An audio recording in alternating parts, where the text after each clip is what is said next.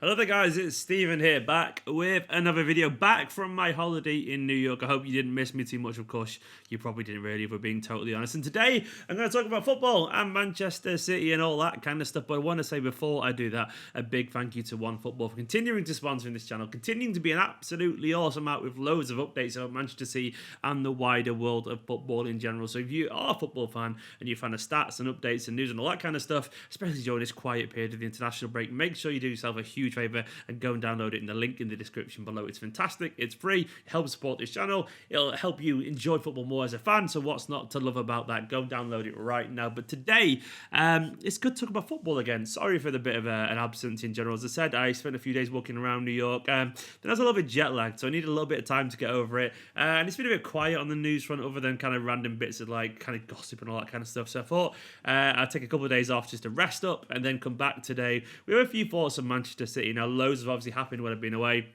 Oh, the Bernardo Silva stuff, that kind of stuff, the Raheem Sterling stuff.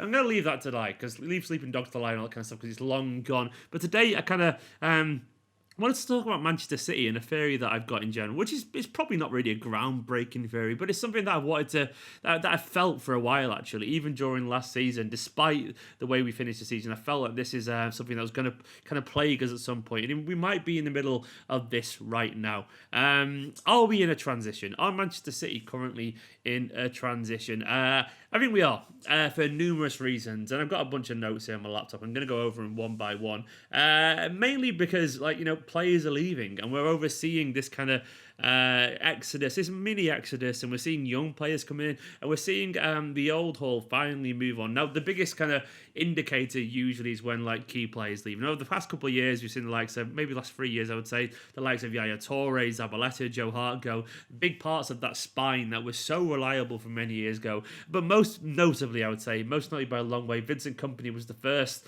to leave, I would say, that had a notable, huge effect on the dressing room, especially in a Guardiola team. Now, Zabaleta, Hart, and a lot were very good players, but I think Zabaleta was ready to go, as was Yaya, and Joe Hart was never going to fit into this team. Vincent Kompany actually did work in this system, and he was actually the captain of this club. He was actually the big main man, and he went and left, and that obviously created a bit of a void, a bit of a vacuum in the dressing room with no senior figure. Now, I saw this great quote from Michael Richards the other day.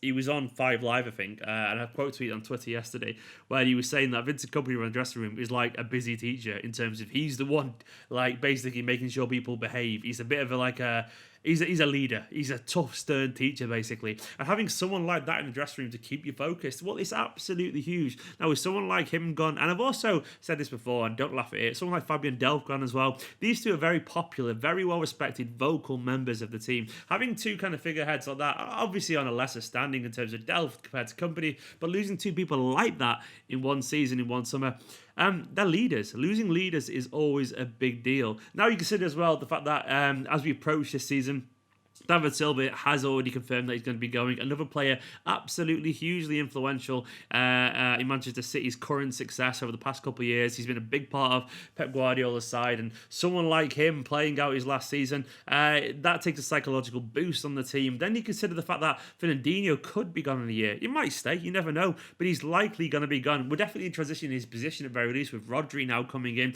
and that will usually take a bit of time as well to get over. When you introduce someone new in a position that's been occupied for several years by a reliable member of the team, there's always going to be a hiccup here and there, and even if it's not necessarily Rodri's fault, it's just a natural process of bedding in a player like him. So Fernandinho could be gone very soon. There are even rumours that Sergio Aguero could go in the summer if there's someone like I don't know, an Argentinian team come in for him, a South American club basically.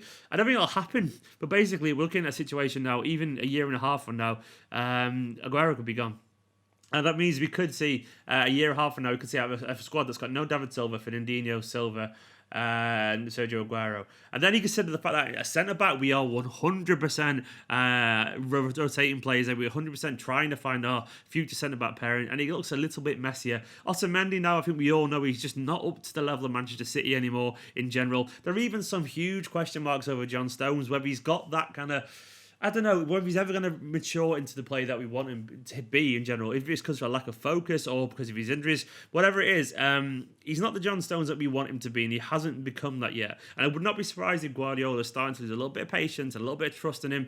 We wanted him to be by now the number one partner, indisputably, alongside Laporte. And as good as he can be on occasions, and he definitely can be, he can also, for the majority of the time, be a bit passive and also very susceptible to injuries, and you can't really rely on him. So he could be that Otamendi's. Well, he's definitely going to go Otamendi. We've obviously got nothing to Kompany anymore. We've only got Laporte, and maybe Stones is never going to be good enough to be our number one centre back as well, alongside Laporte. So we are in a situation where we need to basically change like 2 central defenders as well, potentially. That's a big overhaul. And then we've got the fact that Leroy Sané's angling for a move. He's basically not in the squad at all, and I'm very surprised if he ever plays for Manchester City again. We could do around March or something like that, but he's probably going to leave. You know, I know this sounds all very negative, but I'm trying to create a bigger picture about several moving pieces that are very integral in this squad and how they're all moving around.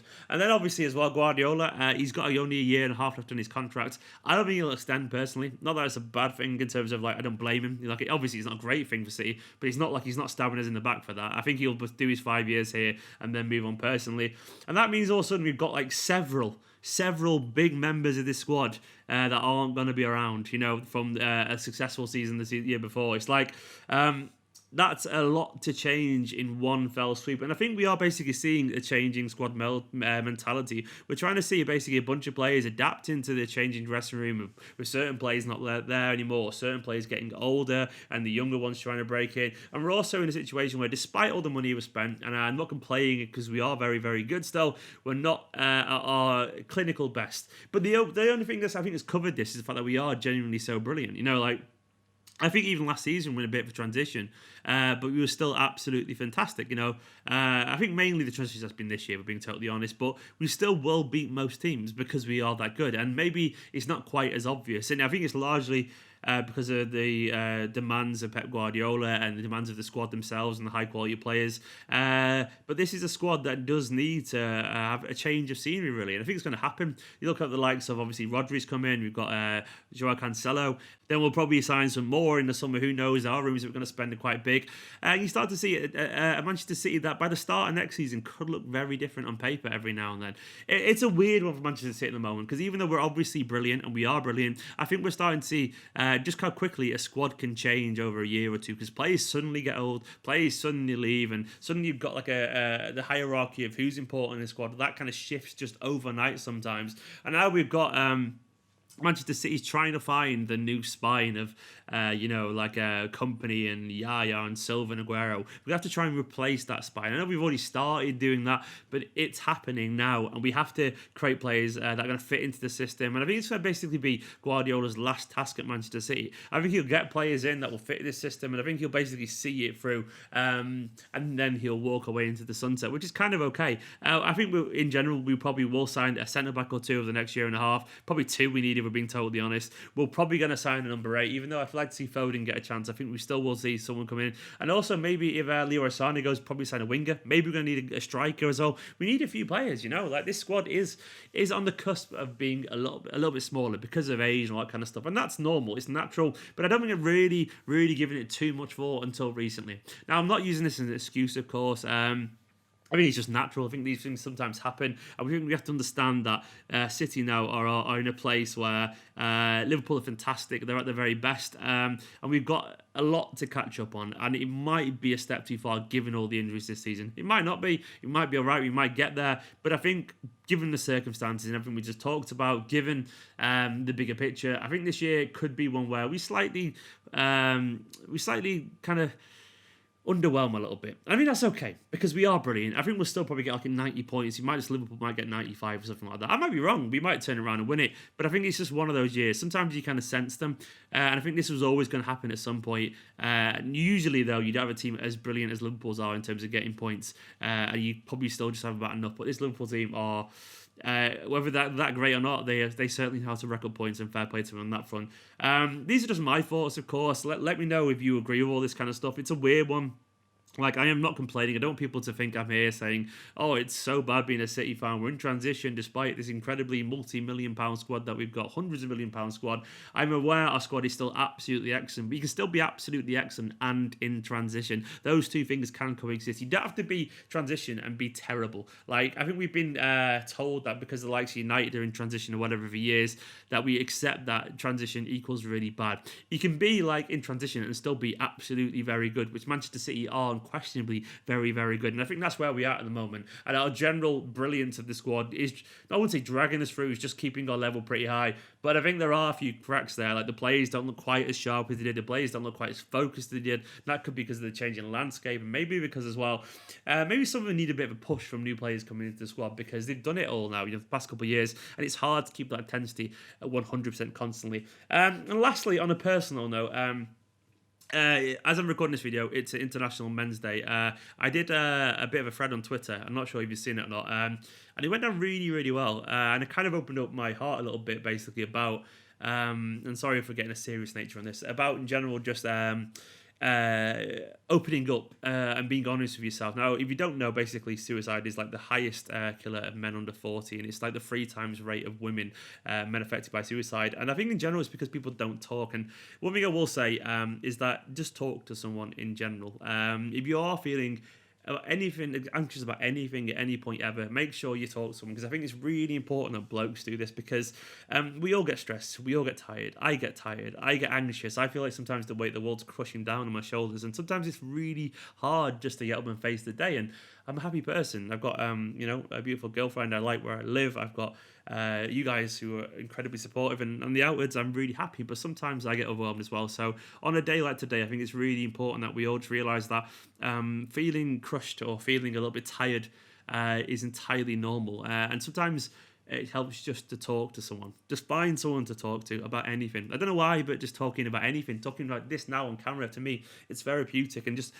sharing those problems, you realize how many people are anxious or scared or out of control or feel smothered by the world sometimes. We all genuinely feel that way. So on a day like today, I just wanted to make the point to make sure that you speak to someone, anyone, because men are bad at this. We're bad at it. We're terrible at it. And that's why I put it in the video, because I think we should be good at it, because the only thing that matters is what's in here. Genuinely, make sure you look after the inside of your head, and you'd be surprised how often people want to help you. We don't all sometimes need a therapist. Sometimes you just need to talk to a friend or family, because they do care about you. They love you, and they want to make sure you're okay. So today, just make sure you do that. I wanted to put this in at the end of the video because I believe in general that we don't talk about things, blokes, anywhere near as much as we should do. And it means a lot to me to make sure that you guys are all okay. And check if your friends are okay. Check if your brother's okay, your dad, your uncle, your work colleagues. And you'd be surprised how often people want to talk and open up if you give them a chance to. And yourself as well. Look after yourself. So that's just my little thoughts there for International Men's Day. I hope you all have a wonderful day, and remember that other things are a lot more important than football sometimes. So look after yourself. Guys, if you like my football content, make sure you comment, subscribe, all the usual stuff. And now I'm going to go see you and rest up from evening. See you in a bit.